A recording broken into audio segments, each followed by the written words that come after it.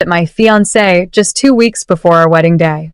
My mother didn't try to stop her. Instead, she smirked, leaning across the dinner table to add fuel to the fire. Ask her about the secret man she's been hiding from you, Julian.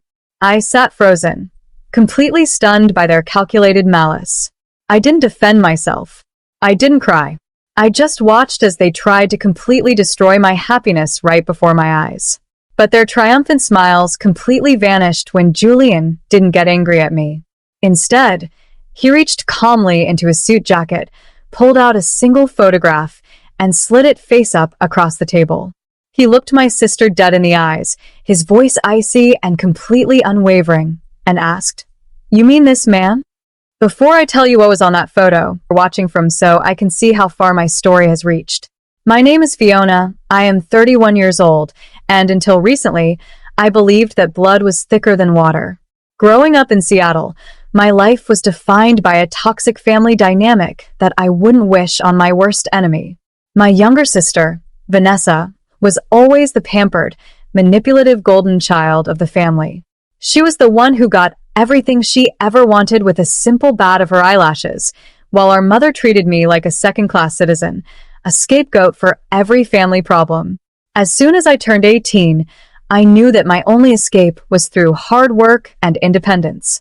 While Vanessa chose to mooch off our mother and run through a continuous string of wealthy, older boyfriends to fund her lavish lifestyle, I put myself through college and built a highly successful corporate career through sheer determination.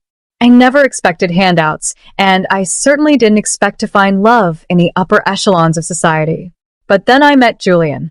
He is a grounded, incredibly successful venture capitalist who, despite his immense wealth, fell in love with me for my humility, my work ethic, and my heart.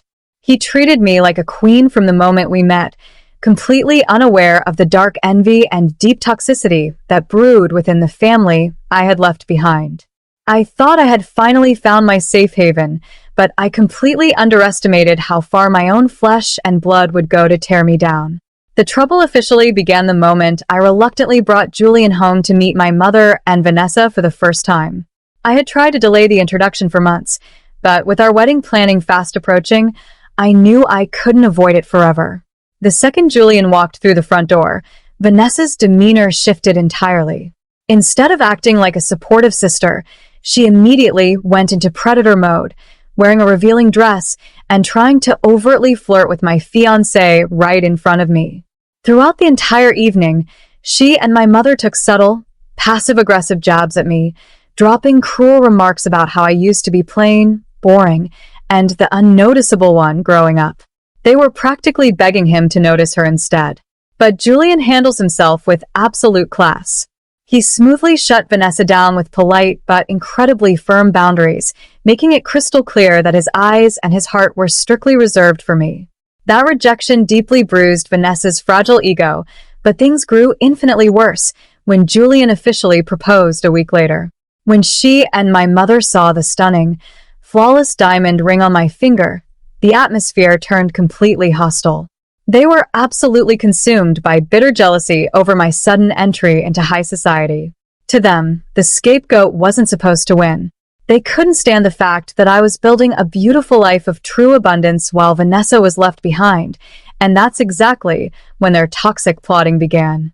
As our wedding planning officially got underway, Vanessa's behavior took a sudden, highly suspicious turn. She unexpectedly volunteered to become overly eager to help me, even offering to handle some of the initial venue meetings and coordination on my behalf. I wanted to believe she was finally growing up, but instead, strange things began happening almost immediately. I started noticing random hang-up calls on my personal phone, and Vanessa began how I seemed terribly distracted and was leaving the office early for secret afternoon appointments. In reality, I was keeping a massive secret, but it wasn't what they thought. I had been meeting secretly with a highly professional corporate investigator and an old estate lawyer. I was quietly trying to resolve a completely separate family matter regarding my late father's trust, which I suspected had been completely drained. Vanessa, totally oblivious to my actual motives, stalked me and used this privacy to construct a devastating lie. She actively captured several photographs of me meeting a strange older man in secluded local cafes, intending to present these images to Julian as absolute proof of a sordid romantic affair. She believed she had finally found the ultimate weapon to completely destroy my reputation, ruin my engagement, and steal my future happiness once and for all. She thought she was being incredibly clever, but she had no idea she was walking straight into a trap of her own making. Exactly 2 weeks before our scheduled wedding date, my mother called a mandatory family dinner at her house. She claimed it was a special celebration meant to honor our upcoming nuptials, but the moment Julian and I walked through the door, I could practically feel the suffocating tension vibrating through the air. The dining room table was set beautifully, but Vanessa and my mother were exchanging smug, knowing glances that made my stomach instantly tie itself into knots. They looked exactly like bitter, plotting figures waiting to strike. We had barely finished our main course when Vanessa set her wine glass down with a sharp, theatrical clink. She looked across the table at Julian, her face contorting into an expression of false, dripping sympathy. "She only wants you for your money," Vanessa hissed, dropping the mask entirely. My mother didn't move an inch to defend me. Instead, she let out a cruel smirk, leaning aggressively across the table to add fuel to the fire. "Ask her about the secret man she's been hiding from you, Julian. Ask her where she goes on Tuesday afternoons." I sat frozen in my seat, completely stunned by the sheer depth of their calculated malice. They had timed this ambush perfectly, fully intending to humiliate me and force Julian to call off the wedding right then and there. I didn't defend myself, nor did I shed a single tear. I just watched in dead silence as my own flesh and blood tried to completely destroy my happiness. They truly believed they had won. Vanessa's eyes gleamed with triumphant cruelty as she waited for Julian to explode with rage. My mother leaned back, her face twisted in a smug grin of absolute satisfaction, completely convinced that my life was over. But their victory was cut short when Julian didn't flinch. He didn't raise his voice, and he didn't look at me with even a shred of doubt. Instead, a cold, terrifyingly calm smile spread across his lips. He reached smoothly into his tailored suit jacket, pulled out a single glossy photograph, and slid it face up across the mahogany table. He looked my sister dead in the eyes, his voice icy and completely unwavering, and asked, "You mean this man?" Vanessa looked down, and the color instantly drained from her face. The photo didn't just show the older man I had been meeting in secret. It showed Vanessa herself meeting that exact same man the very next day, handing him a thick white envelope filled with cash to fabricate fake romantic text messages on a burner phone. Julian leaned forward, his commanding presence completely suffocating the room. He revealed that the secret man was actually Thomas Vance, a highly respected corporate fraud investigator whom Julian himself had personally recommended to me weeks ago. I hadn't been cheating, I had been uncovering a crime. Thomas Vance was hired to track down the exact digital trail of a massive amount of money that had been systematically embezzled from my late father's private estate trust. The table turned instantly. Vanessa and my mother realized they hadn't caught me in a lie, but had instead walked directly into a massive legal minefield. Julian didn't give them a single second to recover from the shock. He opened his folder and began revealing the full, devastating extent of what Thomas Vance had uncovered during his thorough investigation. Vanessa hadn't just tried to frame me with a fabricated affair. She had actively stolen over $150,000 from our late father's private estate trust while he was sick and dying in the hospital, completely draining the funds and leaving me with absolutely nothing.